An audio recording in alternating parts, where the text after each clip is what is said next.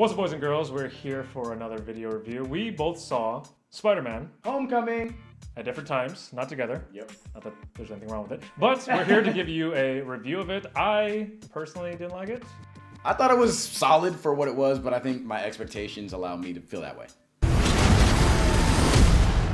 So I guess I'm going to be kind of the bad cop in this. Totally I fine. left that movie and I was like, I didn't leave it like midway. I left the movie 30 minutes You in. didn't let me finish my sentence.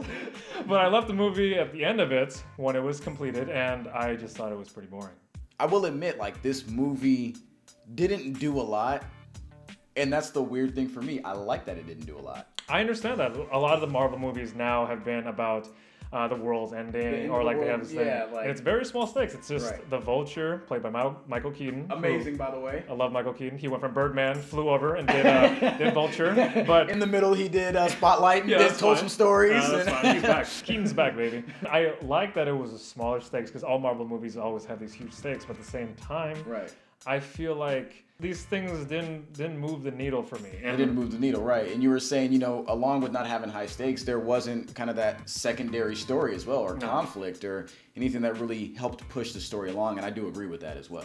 There was no real secondary story. The main story, obviously, is Vulture goes around and he steals things, and Spider-Man needs to stop him, and that's Right. pretty much it. That's And it. Vulture's not really trying to kill a lot of people, but No. he's spreading these technological arms to the public. Simple story, that's fine. You can have a simple story. Right. The only problem with it that I felt was that if you have that simple of a main story, you need to have other secondary stories that are back it up, right. Yeah, back it up, much more powerful. So what they did was they kind of dabbled with the Peter Parker secret identity thing. Right. which- A little bit. In the comics, it's a much bigger thing. If someone finds out who he is, then, you know, they can go after Aunt May, hot Aunt May. They can Hot go Aunt May, Marissa Tomei. Marissa Tomei. It rhymes. She was supposed to be Aunt May. And also, if you didn't notice that he's the only masked superhero. Right. now. Everyone else, they know who they are. They know who Thor is. They know Yeah. who Captain America is. They He's know the who only Iron masked Man one. is, yeah.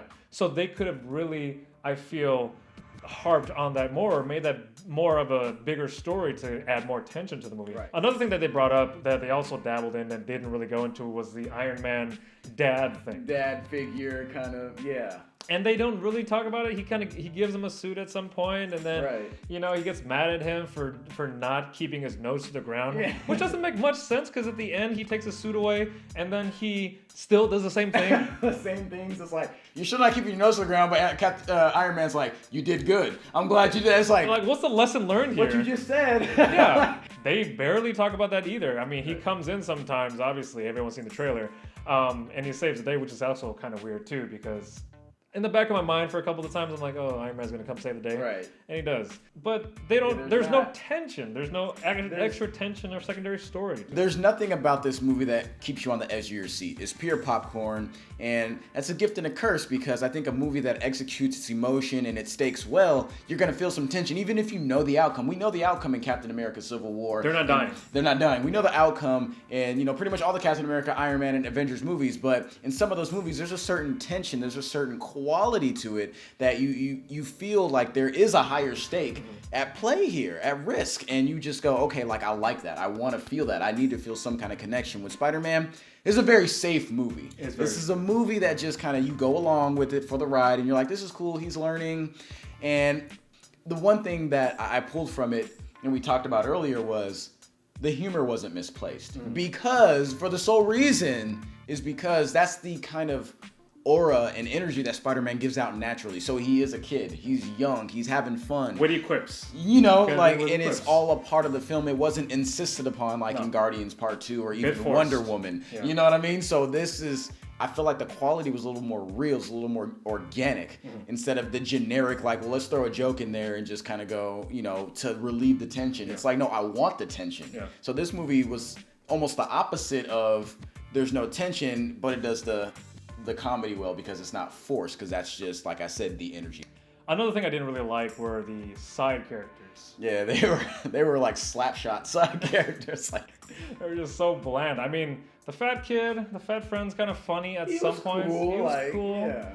Flash. Now we talk about Flash. That's like the big. In the comics, Flash is, I mean, it's an old comic, so in the comics, Flash is the stereotypical bully.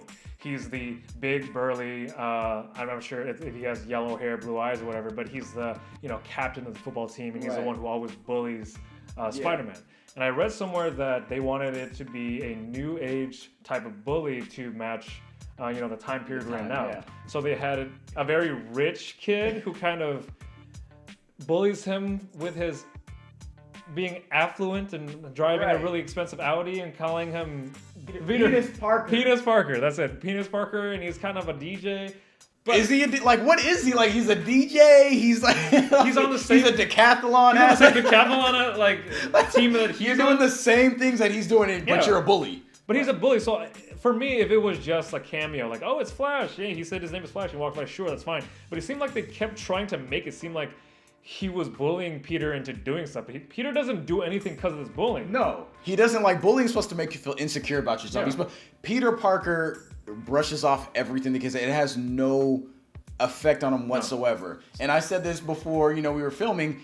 I thought Flash was gay, and I'm like, is that the allegory there? Because he's like obsessed with Peter Parker, and Peter Parker's not giving him the time of day. Like, nobody even is really noticing.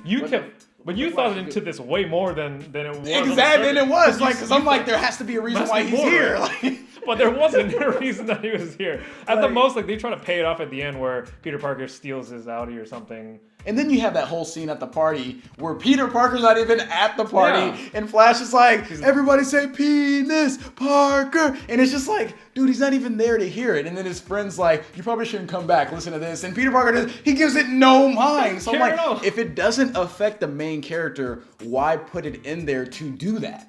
For me as well, along with the Flash, MJ, her attitudes seem misplaced. Yeah. The whole time she has this weird interest in seeing people suffer. Yeah. And I get that's cool. Like, I'm glad she's not just like the good girl next door. The girl next door. Yeah. I'm glad she has a little more vigor to her. Sure. I like that. But it was very one tone. It was one tone, but this is the thing though. It wasn't until all that stuff happened between Peter Parker and the main woman lead, and then she leaves, and then at the end you find out, oh, it's MJ, and she gives him kind of this like longing kind of look. I'm like, that seemed to really force. Like, we know MJ and Peter Parker's history, but it wasn't until that girl was gone and then we get a little glimpse of it, and I'm like, that's cool, I understand that. I was like, but it just didn't match her note for me the rest of the movie. Like, the whole time she's just around randomly. She's on the decathlon and she's just saying random shit. And I like the things she's saying, but... And sometimes, like, at first it was kind of funny. Right. But it got kind of old after a while. And I'm like, who's this character? Like, get rid of this character. And then at the end, I'm like, oh, wait, she's kind of important. All the people that I wanted to see more of had very small parts, and I hate to say they were black actors. Like, I wanted to see more of Donald Glover. Black actors. I wanted to see more of Hannibal Buress. Like, he was hilarious. Like...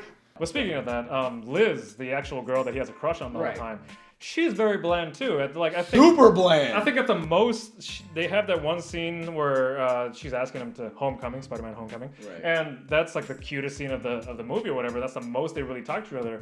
For the rest of the film, the beginning and the end, they don't really communicate that well. And that's supposed to be like his big crush. They've shown in the beginning scenes where he and his fat friend are in the lunchroom, and she walks by. He's like, "Oh, that's the girl of your dreams," or whatever. Right. They don't really talk that much. They're on the same decathlon team. Right. They don't really talk much there. She's like kind of mad at him and stuff, but she's just there. But even then, she's supposed to be a tool for him to do something or to drive him to do something, and she's not really a tool for that. So for my final rating for this movie, I mean, I don't know exactly what to say. I'll give it a 6, man. That's okay. That's fair. It's a movie. Yeah. There's a beginning, there's a middle, there's an end, but there's no redeeming quality. I can't even think of a really good scene right now that I would want to rewatch the movie to see that specific scene. There was no real cool epic scenes. There was no real hilarious scenes that really, tickled my funny bone or anything. For me, like I said, I got out of it and I was just really bored. I'll give it a 7. Okay. And for me, a 7, that's C. That's average. It's a movie. It had a big... I thought it was an enjoyable film. It's a popcorn movie to the fullest. It entertains you, and that's what it does. It does nothing more. It's solid.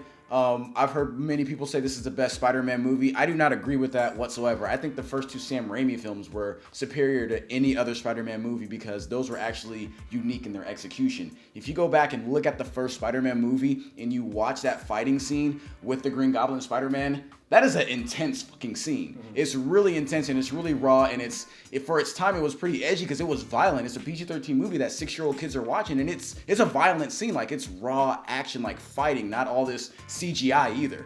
And this one was, like I said, it was very safe, like all CGI, just kind of like very playful, which is cool. Yeah. But what are you going to remember from this film is my last question. What are you going to remember? Like, is there any scene, any line about the movie that you're going to remember? Doctor Strange that I remember. Right. That I actually like fondly remember. But right. Can't think of anything from this one. No. Well, this is Black and Yellow Movies, reviewing Spider-Man Homecoming. So if you've seen it, comment below if you liked it or didn't like it. We'd love to hear from you. Mm-hmm. Otherwise, we're going to be back next week for another video review. So please subscribe and see you guys later. What's up, boys and girls? This is Black and Yellow Movies, and we're here to do another foreign film for you. Today, we're going to do a French film called Raw.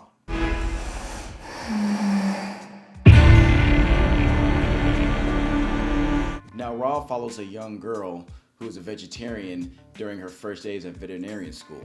And during her first days at this school, she goes through various hazing rituals by the upperclassmen, and they go as far as dumping blood onto these lowerclassmen. Now, this really sparks the catalyst for the film because it causes her to develop a taste for meat. So this movie, Raw, is amazing. You guys need to watch it.